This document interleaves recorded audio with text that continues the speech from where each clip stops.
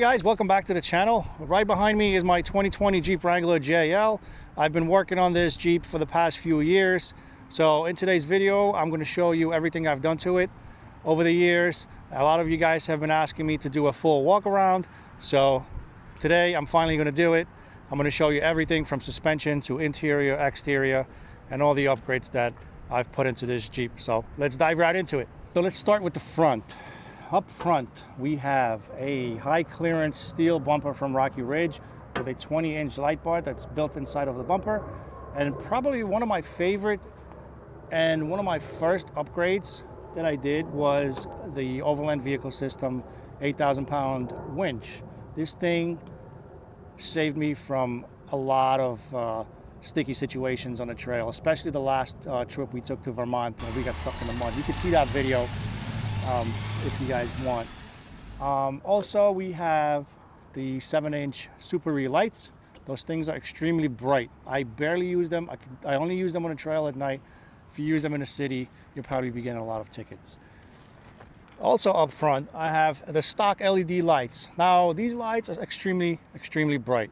I would not change these lights for any other lights. If you have those lights, I wouldn't even recommend changing them.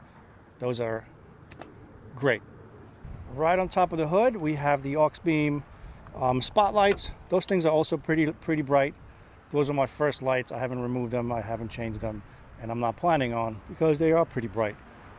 Right over here, the LED factory mart mirrors with the white spotlights, and they also turn amber whenever you put your blinkers on. And of course, the Jeep is sitting on 35-inch tires from BF Goodrich. Those are mud terrain tires, 18-inch wheels, and the tires are pretty good. I'm not really a big fan of these tires in the winter. They are pretty slippery in the winter, but other than that, they are pretty quiet on the road. I'm pretty happy with them. Blue accents all around the Jeep to give it that nice little touch. Up front on the bumper and on this side as well. All right, so on the side of the Jeep, I recently installed the Rotopax mount bracket. It goes right on the side. I used to have this in the back mounted to my tailgate, but the bracket was pretty heavy, and with the fuel it was just weighing down on the tailgate and pushing down on my hinges. I didn't want the hinges to be damaged, so I took it off and I mounted it on the side. In the back, of course, we have the 35-inch tire. Again, it's a pretty heavy tire, so that's why we have the Mopar reinforcement bracket on the tailgate. And like I said, I used to have the Rotopax mount right over here, but I took it down due to the weight. So right up here, as you can see, the Overland vehicle systems 270-degree awning. I like this awning. You can just unzip it. It's quick to unzip, quick to set up. Gives you extra protection from the rain, the sun, whatever it is that you want protection from. And I do switch this one with another awning that I have. The other one I got is a, I believe, 8x4 that has the annex room that comes with it. So I like that one too. If I go on longer trips or go to the beach, I use the annex room to have extra space. Right on top, this is my new addition to the Overland rig. It's the Inspired Overland Stargazer tent. This thing is amazing. It's 93 pounds. You don't even feel it on top of the Jeep. And before, I used to have a 200-pound tent. The Jeep was swaying around when I was driving on the highway. You know, I just felt the weight on top.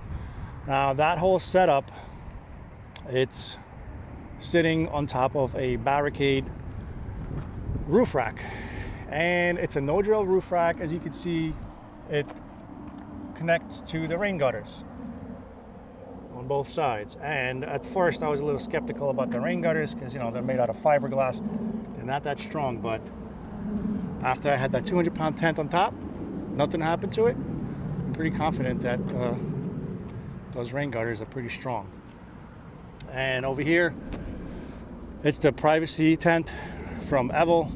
Again, I did a full review on this. You guys could check it out. It's pretty cool. It has built-in lights inside. Again, just extra room. in case you need to use it. Let's move over to the side of the Jeep. Right down here we have the American modified rock slider step. This is pretty solid. It's super durable.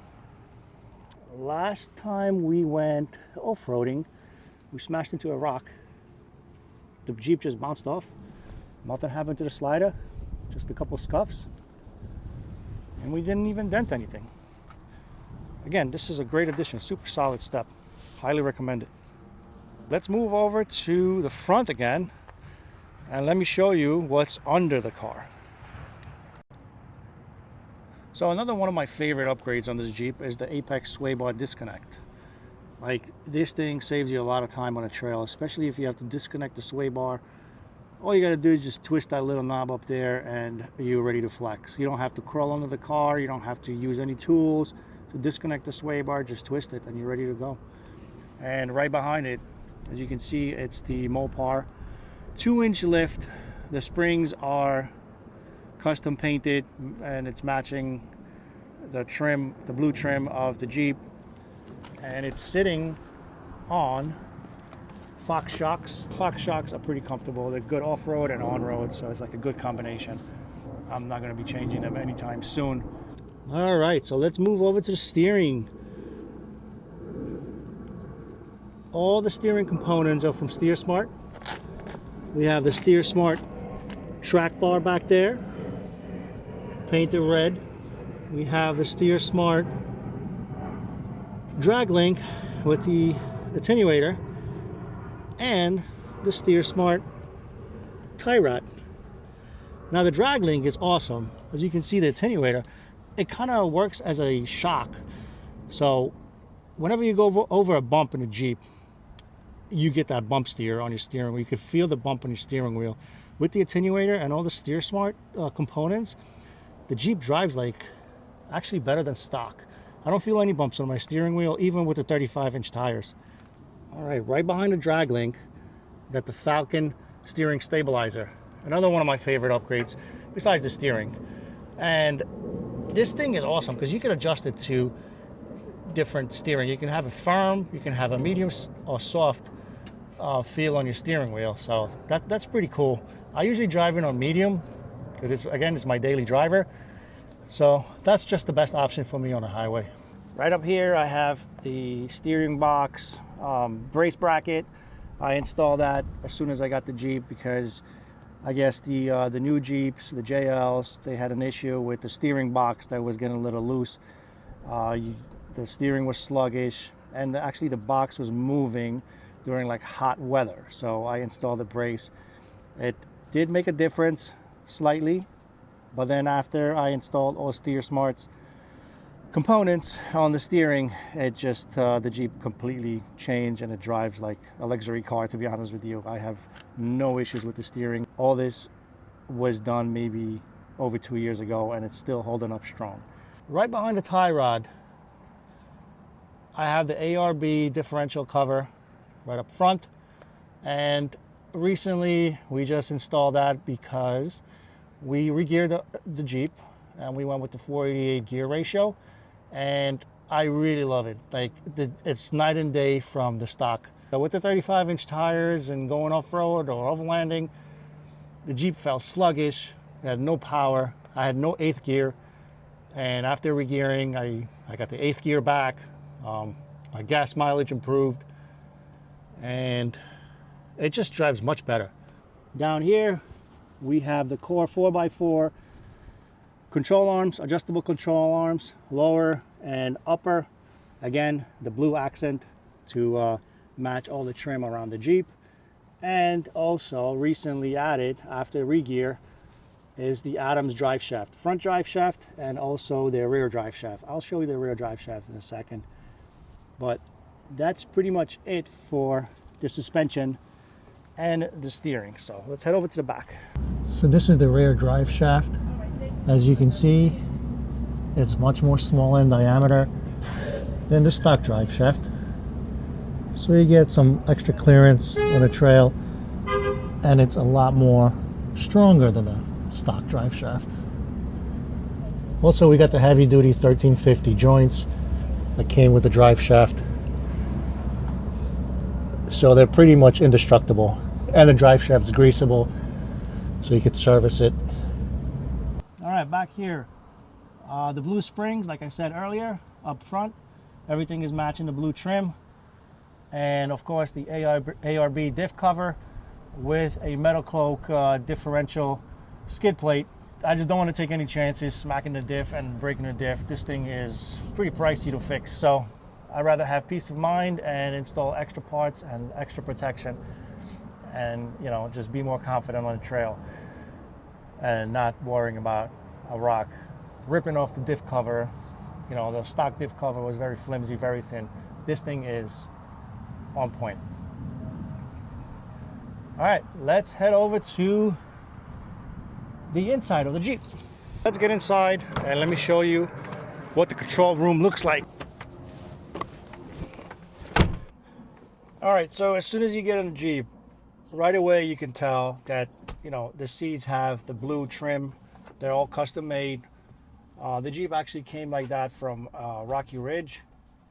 I like to keep the Jeep clean. I don't like to have a lot of clutter in here or unnecessary things that I don't use. Here's a look at my custom dash setup. It's color matched in the Hydra blue to tie in with the rest of the Jeep's trim. I just wanted everything inside to flow with the exterior, so the dash panels and the center console all share the same blue finish. It just really makes the Jeep pop without going over the top. I've also added the Blue Point mounting solution setup for my phones and my camera. It's a super solid setup. I highly recommend it. Right up here, I've recently added the overhead Molly panel. For now, I just have my 2 radios up here. I have enough space to install maybe like a Midland radio that's permanently attached. You guys let me know if I should actually install the Midland radio or just use those 2 little ones.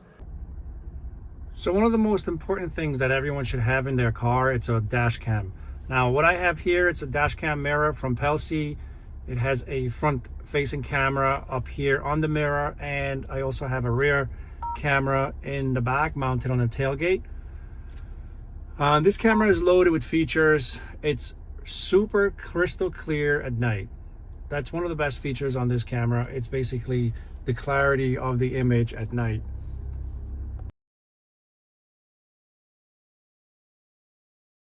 Now, just to give you a quick idea of the features that are built in on this dash cam, if you go to smart driving, you can actually see that it has accident detection alerts, blind spot detection, and lane changing alerts.